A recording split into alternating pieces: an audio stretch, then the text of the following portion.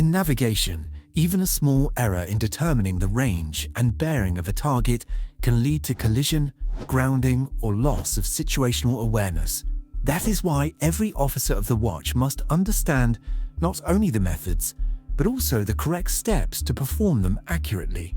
In this video, you will learn how to determine the range and bearing of a target using 3 methods. First, using the mouse.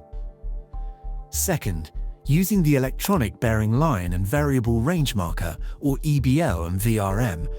And third, through manual target acquisition. Part 1. Using the mouse. Let's begin with the easiest method, using the mouse. First, make sure the radar is properly tuned and that targets are clearly visible on the display.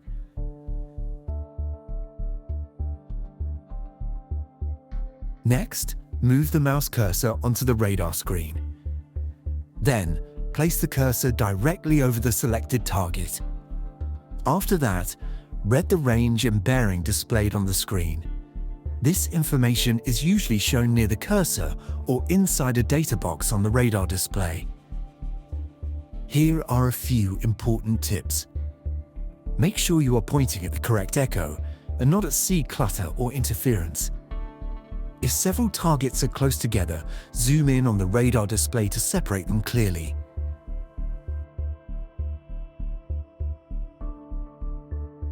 This method is fast and very useful for quick checks. However, when accuracy is critical, the measurement should always be verified using other radar tools. Part 2. Using EBL and VRM. Now let's move to a more precise and reliable method using EBL and VRM. First, activate the EBL, or electronic bearing line, on the radar display. Next, rotate the EBL using the control knob or trackball. Then, align the EBL exactly through the center of the target echo. Once aligned, read the bearing value displayed on the radar screen. After that, activate the VRM, or variable range marker. Adjust the VRM circle until it just touches the edge or the center of the target. Finally, read the range value displayed on the radar. Here are a few important tips. Align the EBL and VRM carefully because even small errors can affect accuracy. This method is especially useful in restricted waters or in heavy traffic situations. EBL and VRM measurements are considered one of the most trusted methods for collision avoidance. Part 3. Manual target acquisition. Finally, let's look at manual target acquisition. This method allows continuous monitoring of a target on the radar. First, identify the target you want to track on the radar screen. Next, place the cursor directly over the selected target. Then, press the Acquire or Target Acquire button. If the radar system requires confirmation, confirm the target acquisition.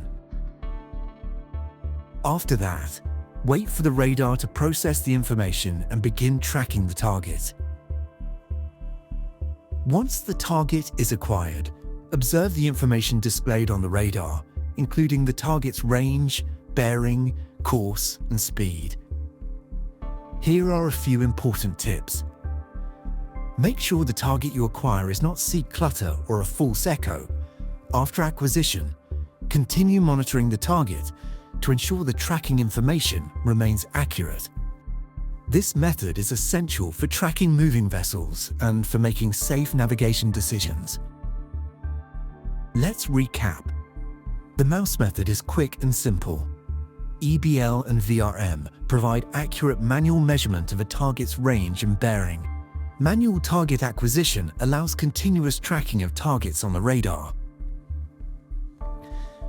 By mastering these step-by-step procedures, navigators can improve situational awareness and ensure safer navigation, especially in congested or restricted waters.